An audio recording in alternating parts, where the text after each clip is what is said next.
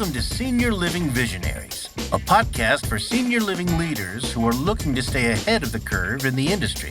On this show, we feature leaders and innovators in senior living who are pushing the boundaries and creating new, effective services and solutions. And now, let's settle in as host Jennifer Drago connects us with today's guests. Hi, and welcome to Senior Living Visionaries, where we showcase the leaders and innovators in the field of senior living who are shaping our future. Hi, I'm Jennifer Drago. I'm strategy consultant. I also do governance consulting from Peak to Profit. I have over 30 years experience in serving nonprofits, particularly in the healthcare and senior living world. And I want to tell you about a resource that I have available on my website. It's a nonprofit governance self-assessment. And it's a 25-question quick self-assessment that any nonprofit leader or board member can take. In fact, it would be great if you had multiple people from your organization take it and compare your answers. But through this self-assessment and your scoring, you'll be able to see exactly where you may have opportunities to improve your governance. Why do I talk so much about governance? Well, it is the key to the competitive advantage that your nonprofit enjoys or perhaps doesn't enjoy. Your composition of your board, your strength of your board really leads to the strategic direction of your organization, the financial oversight, the legal and ethical oversight, and how the board holds the organization accountable for its strategic plan and its annual goals. So it's so important in so many ways. And you've probably seen that organizations who have strong boards go further faster. And in our world, with all of our demographic challenges and our staffing issues, we really need a strong, competent board. So grab the self-assessment at my website, peaktoprofit.com, and see how your board's doing. Now let's talk about term limits. So I'm going to go through this both from a pros and cons standpoint, and then we're going to talk about individual board member assessments, because regardless of whether you have board term limits or not, you need to be regularly assessing your board members, not just the board as a whole, which is also important, but I want to talk about individual board member performance. So first, what is one of the reasons that it's important to have term limits? And I'll come right out and say at the beginning here, I am a proponent of term limits for nonprofit boards. In senior living, one of the trends that I've seen is that many of our boards don't have term limits. And so what happens is that strong board members may continue on for years and years and years. In one organization that I worked in, we had a board member that was on the board for over 20 years because he was a strong contributor. He was also a strong donor. And those are important people to have around. So one of the reasons, though, that you want to consider term limits for your board of directors, and you would need to have these written into your bylaws, is to avoid stagnation of your board. For every example that we have of a great board member that we want to be on the board for as long as possible, there are about 20 examples of those who stayed on way longer than they should have.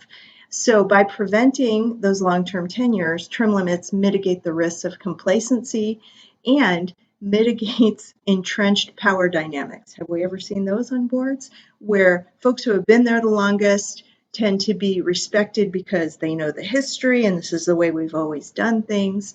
That is the potential. It's a potential recipe, I would say, for disaster, because you don't want to always look at the organization by the way we've always done things, right? So that's one of the important things about having term limits, is bringing on fresh perspectives and new talent. So that's the next pro to having term limits, is that when you bring on new bodies, you're changing the dynamics and the composition of the board. You're bringing new perspectives, new ideas, new approaches by regularly introducing new members. And when you have term limits, one of the important things to do is to make sure that those term limits are staggered so that you're turning over only a portion of your board each year.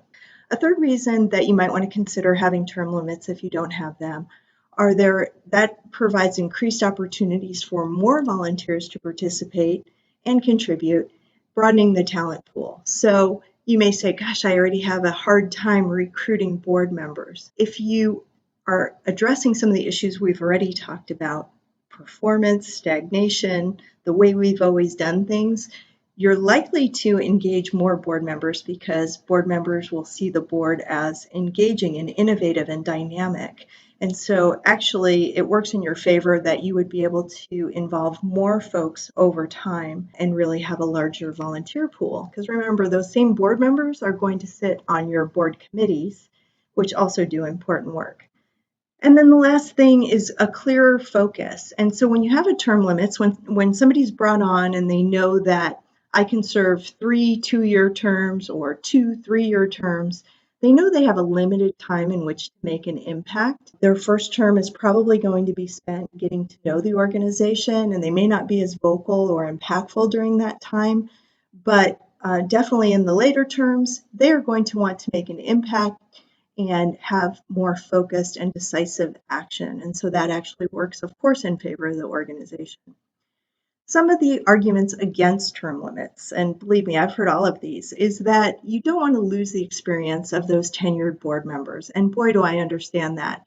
So when you cycle out experienced members, it can lead to that loss of institutional knowledge and expertise. So one of the ways that we combat that is through having a great board orientation, explaining the history and bridging some of that institutional knowledge, as well as having ongoing education of our board members so that we maintain that strength. And again, when you're only turning over a portion of your board each year, you have that continuity that we might lose if we lose some more tenured board members. Recruitment challenges are another reason for not having term limits. Allowing people to remain on the board maybe reduces your challenge around recruitment. So it reduces the pressure to have new board candidates coming in all the time. And we all know that identification of board members and that recruitment process can be extremely time-consuming. And sometimes there's difficulties finding qualified candidates. I'm not going to minimize that. That is a very big issue. Also, discontinuity. Frequent changes can disrupt the continuity of leadership and the long-term strategic planning. And again, same thing applies with what I just brought up about if you do an appropriate board orientation and you're doing ongoing education of your board throughout the year, you're going to minimize that risk of loss of continuity. And then some say that there can be reduced engagement. So if somebody is a board member and they know that their term is limited, and especially when they're close to the end of their term, might discourage them from fully committing to the organization's long-term goals or fully engaging in the work of the board. I can see that. I think that's a risk anytime, whether you have term limits or not. So that's some of the arguments for pro and con term limits.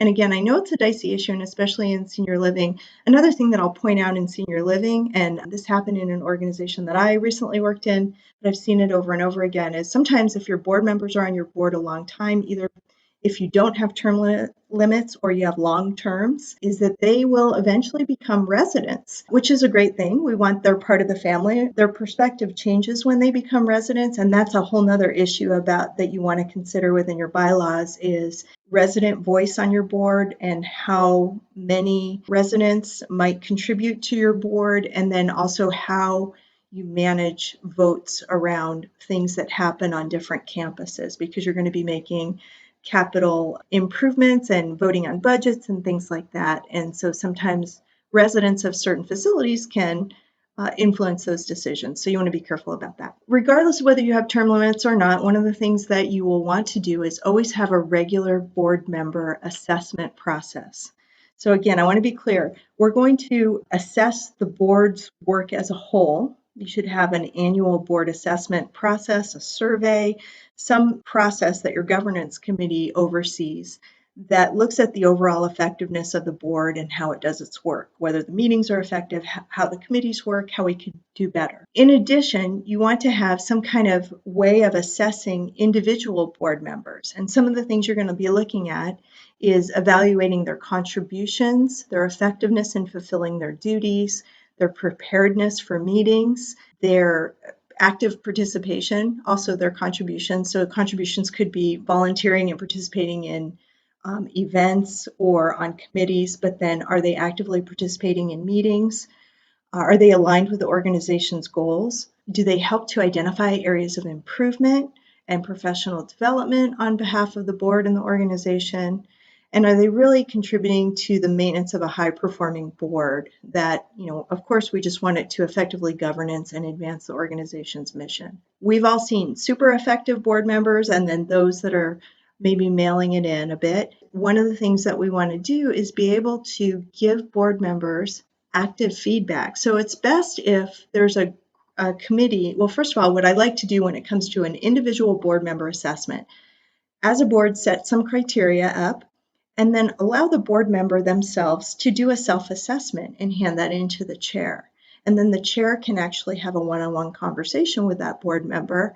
And usually board members are pretty savvy. And so if they know they're not actively contributing in a certain way, they will call themselves out. And then the board member can say, wow, that was really astute of you. So what would you like to do to improve that?